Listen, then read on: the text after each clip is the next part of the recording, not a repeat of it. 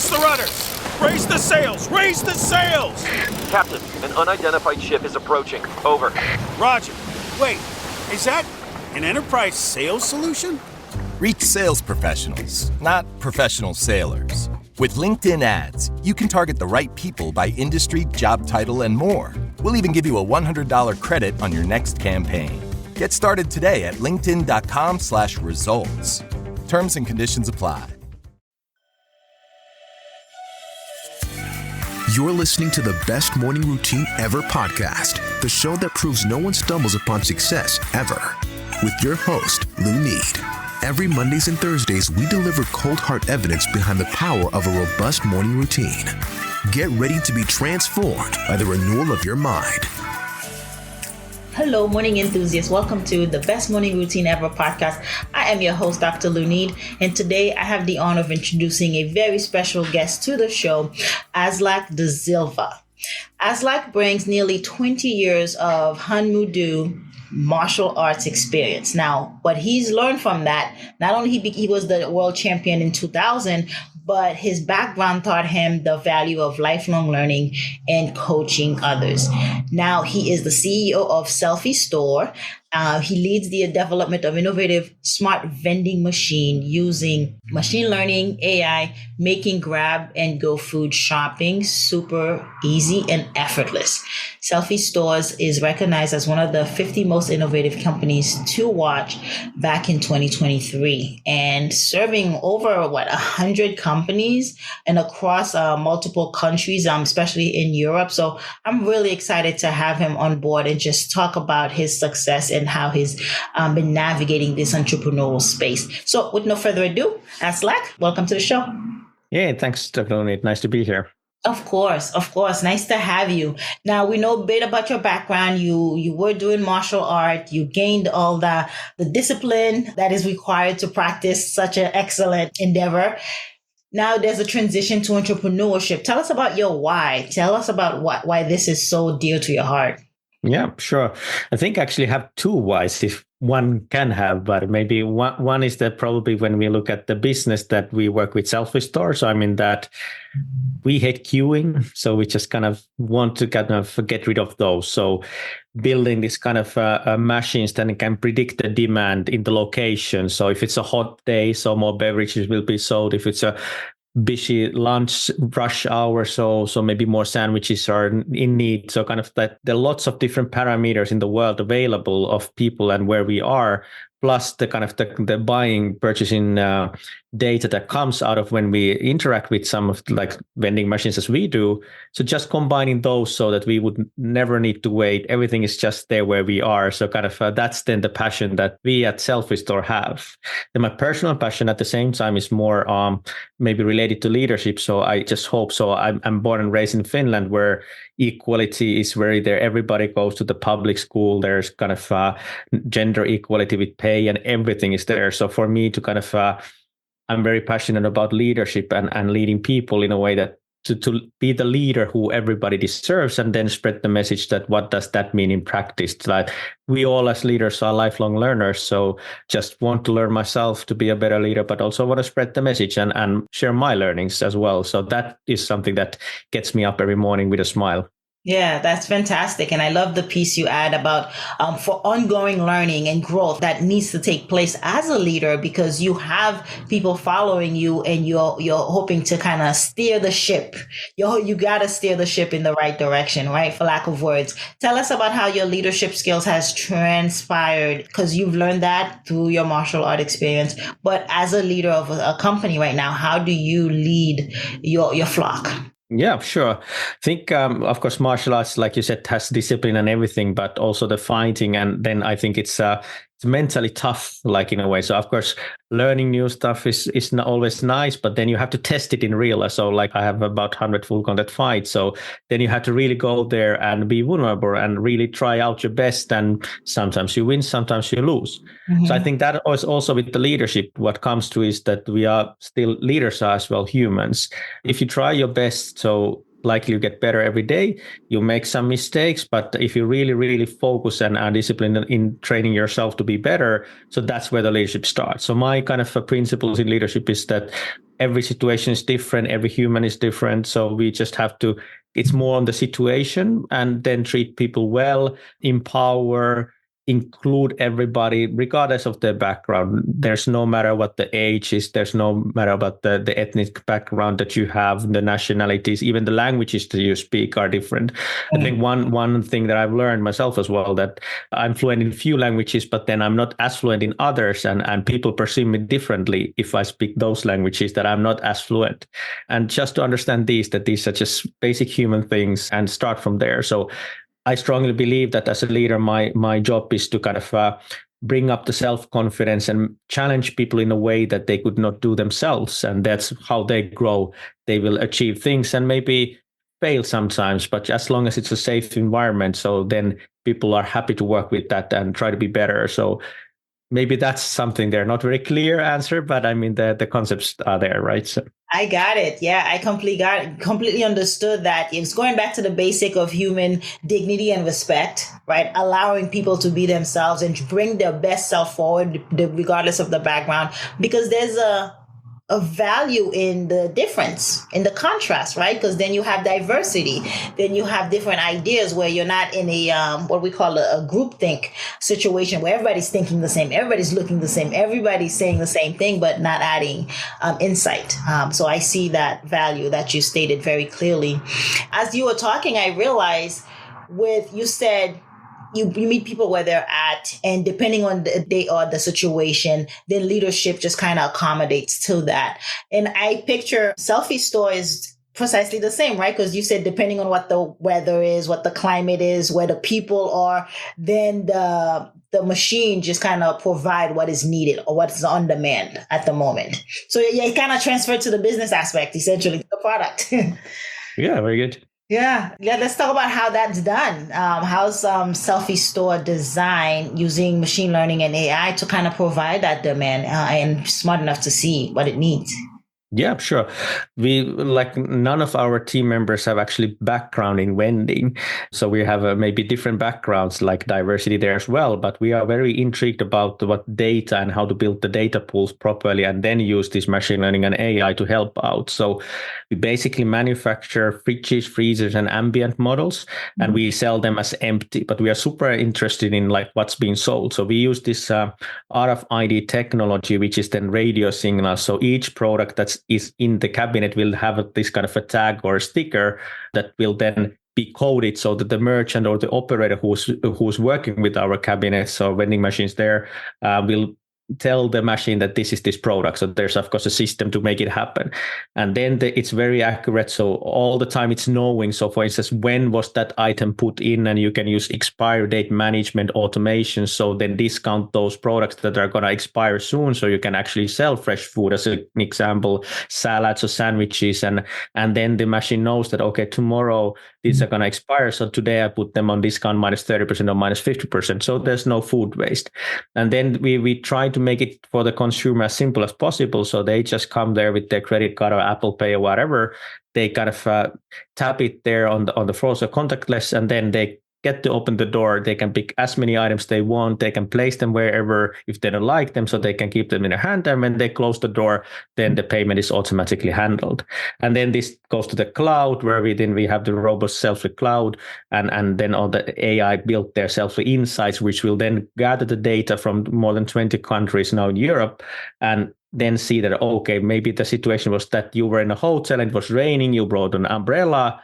So that's a useful information. Or it was on a hot day, somebody bought the beverages even more than normally. So then this data is then combined, and then these kind of recommendations start to happen then to our merchants. That, I mean, a great example is that when you have concerts around it, so what will happen to the demand in those areas? So we can then start predicting that these items will sell more and help out the merchants and then the consumers actually to get what they need at that time. So that's where it goes. So kind of putting the data in the cloud and work with that, and then have these algorithms to help out, to understand what are the parameters that are going to impact the demand in the future. And that's about it. Yeah.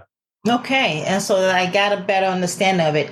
And so you still have individuals stocking the machines. It's just Yeah. what they're stocking it with. It's more of what is needed. It's not just, oh, I'm going to sell water at the airport and that's it. It's just, okay, this is what's going to be needed at this hour.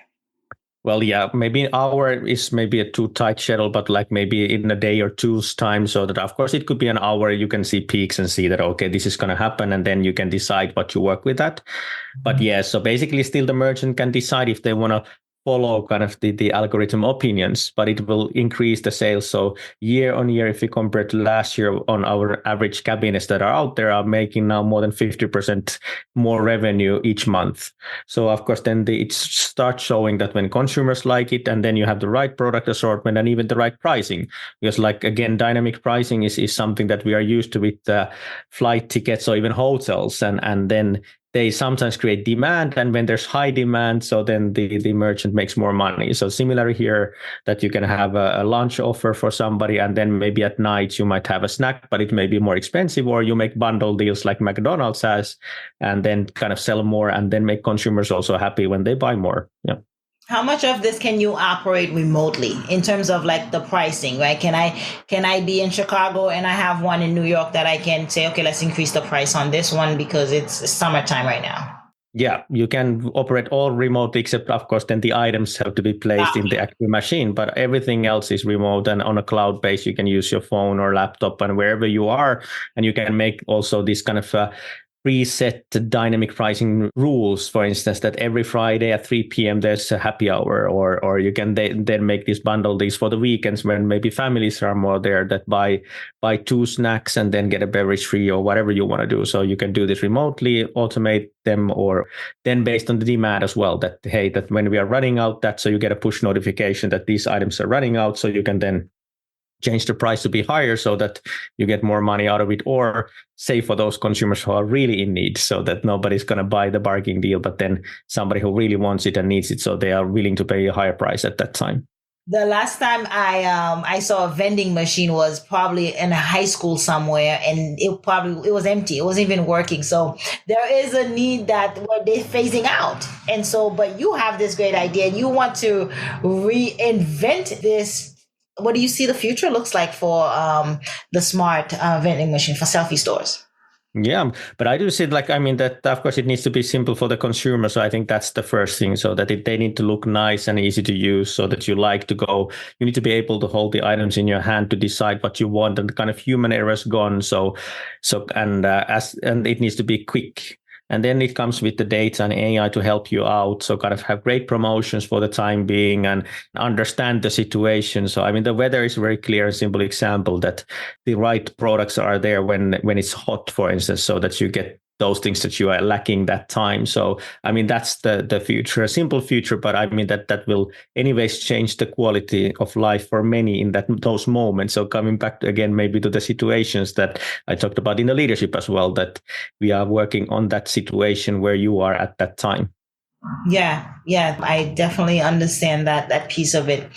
And so tell us about some of the dynamics in working with teams, because I imagine you have remote teams, right? Not everyone, you don't have a headquarters, everyone is in one building kind of working. How do you navigate that space for everyone to be effective and productive? Yeah, and thanks for asking. That's one that I'm very passionate to talk about. So yeah, we are located in 7 different countries at the moment, so it's impossible to have the office where everybody is.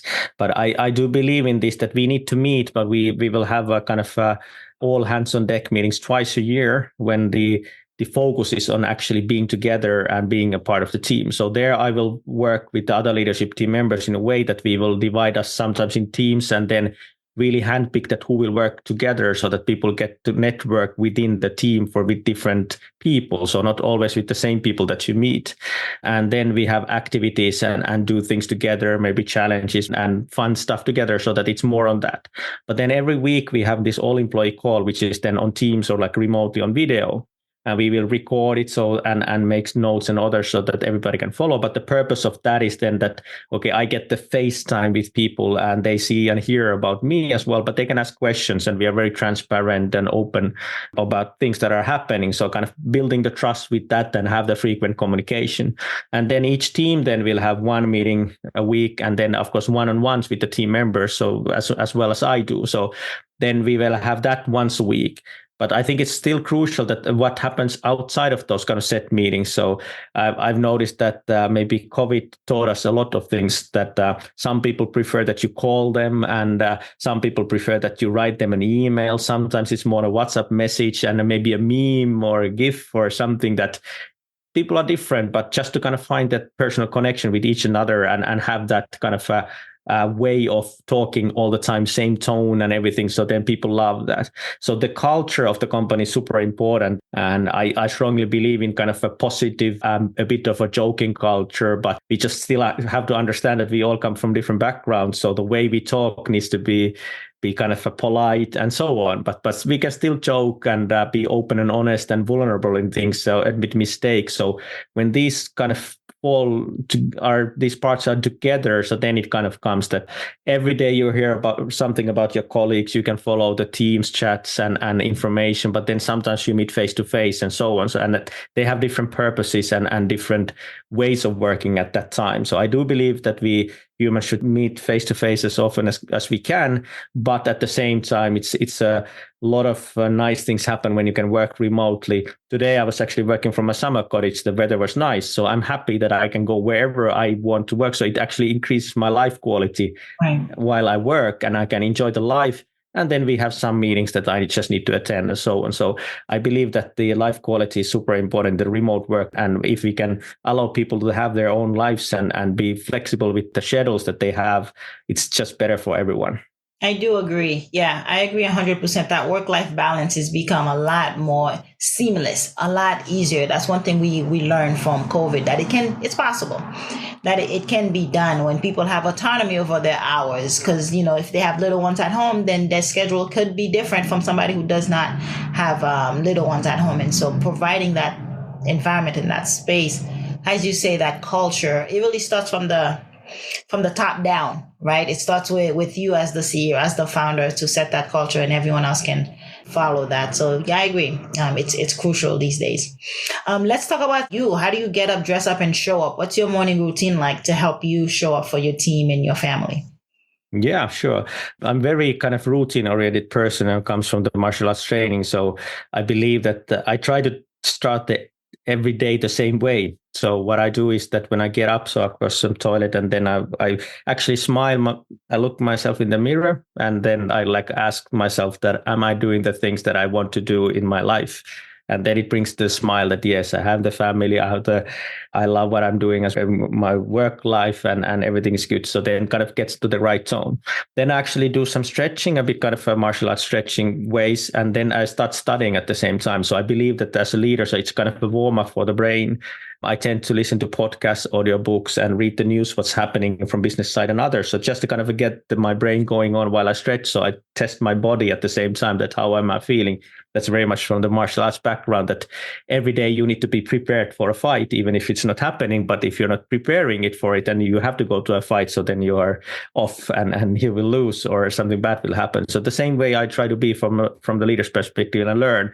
And I've noticed that if you learn something new in the morning, so then actually it's going to be a fun day, because you want to use that. And then when you start using those tools or tactics or ideas that you get, so actually you get better by that already. And sometimes the learning can be quite quick. Yeah. So after that, so I spend about half an hour every morning doing that. So then I'm very picky on my breakfast. So I make every morning porridge. So I boil it myself. Then I put there different seeds, from lean seeds to chia seeds, just to get protein, and then different fiber. Then I put protein coming from quark. I put some forest bilberries and cocoa nibs there just to get antioxidants and others. So very picky on that. Every morning I eat exactly the same throughout the year. And then that gives me the good feeling that I know again. And take a coffee cup. come to my desk here at the office and I'm ready to go. Might be that I have two daughters, so I might spend with them the morning same way, but I start my routine first, then we eat the breakfast together, I might take them to school and then come back to the office here with the coffee cup and then I'm ready to go. But then it's kind of the mental and physical preparation is done, so then I'm good to go. Yeah, and you got to stimulate the mind, right? You in the morning, you got to be careful what you're putting in, and that primes you for the day. Listening, learning something new. I like that you stated that way. And preparing for a fight, although you're not fighting. Gotta be ready, right? And so you gotta prepare the mind and body to be ready to take on the day. You don't know what the day's gonna bring your way, but if you have that mindset as you have defined for you, that I'm prepared for whatever the day throws my way, I'm prepared for whatever comes my way, because you've done the due diligence of taking care of those pieces to make sure you're ready. So I love that. Prepare as if you're going for a fight, even though if you're not fighting. Yeah. But I mean, even if you talk about leadership or business, so it's maybe not as dramatic as fighting, but in a way that's the same. You don't know what's going to happen. You need to be prepared and lead people and take, like, if you don't have time for yourself in the morning, so you're not prepared to actually meet people either. Yeah. And whatever they come up with, so you need to be prepared. And that's what I like to bring a lot from the martial arts, but that's the thing is kind of the theory and practice. So you need to have the theory that you can apply in practice, but often the practice and real world is different. It doesn't work directly like that, but still you need to train and have those tools and different settings and understand different things. And as a leader, you need to understand this in different contexts and ideas and even business marketing, sales, product development. And when that moment comes, so then you will have the tools in the background and you are able to kind of adapt to the situation. But if you lack some of those skills, you're never going to succeed. And that's very clear in fighting, that if the other one is punching, you have never seen somebody punching, so there's no way you can win. I take the same mindset for leadership and running a business as well, that I just need to understand about everything. I cannot be best at everything, but I need to understand everything and learn constantly so that I'm more prepared to the situations that I'm not aware of. Yeah, having a grasp on it. You don't have to master it all, but just the over 30,000 foot level understanding of it to actually partake and have the conversation is preparing. I agree, because then you show up, you learn how to show up in the situation, to the meetings, to the clients, to the employee. You show up your best self. I think the goal is to show up the best version of you. Yeah, that's true. And we're nicely put, because I mean, that's the least and maybe the most that you can do, actually. So to be the best version of yourself for the others, they will value, they will have a better day, they will succeed. And like in the beginning, I said, that's the purpose of the leader, is to kind of enable others to succeed, empower them to do things better. So, yeah. And then in return, it benefits you as the founder and the CEO, because they thrive, you thrive in return. Aslak, tell us, where can we connect with you? Where can we find Selfie Store? Yeah, so we are quite active on LinkedIn, so happy to connect. I'm the only Aslak Desilva in the world. You'll find me there. Drop me a note there so that I understand why you want to connect, so then it's easier to have a conversation, not just to kind of find me and connect. The same with Selfie Store. So of course, selfiestore.com is our website if you want to find some information, and we are quite active on LinkedIn as well. So we're happy to connect and share thinking and thoughts that we have, even if there's no business in the future, but just like building a good network and sharing ideas. We value, and I value that a lot. Yeah, thank you for sharing. I want you to share a quote with us, and you can probably think about it right now. But before we get to that, I want to know the structure of Selfie Store. It's B2B, and I imagine they're subscribing to the software to use the cloud to get all the data AI that is being collected, correct? Yeah? Yeah. Yeah, so two parts. So there's the hardware and then the software connection, and then of course it needs a connection. We provide this 4G connection, or it can be Wi-Fi, and then it takes to the cloud, which is then kind of the software part of it. So yeah, and that's what we do, is then of course develop both sides. So whatever we do with the software, so all our customers get those kind of upgrades and all that, so that they have the up-to-date model to use. Very nice. Same thing with the hardware. What's the life shelf? Are these lasting 5-10 years? Yeah, we are still quite young. So in 21 we were found. So yeah, now we have the third model of the Selfie stores available, and they haven't been worn out. So hopefully at least 10 years there, but time will tell. But of course, technology is developing quickly. So if sometimes you need just to upgrade the hardware as well to get the best benefits. So maybe more depending on that than actually the physical endurance of the hardware. Yeah. Okay.